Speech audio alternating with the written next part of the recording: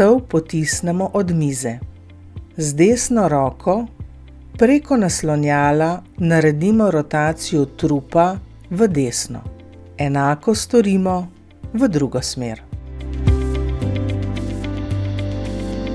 Roke postavimo za glavo in odpremo komolce.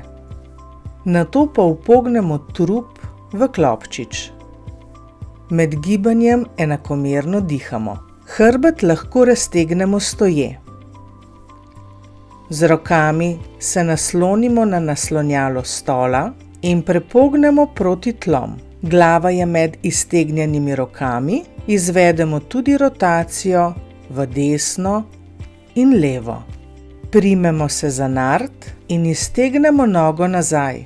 Za ravnotežje se opiramo na naslonjalo. Naredimo 3 počepe, kjer si prav tako lahko pomagamo z oporo na naslonjalo stola.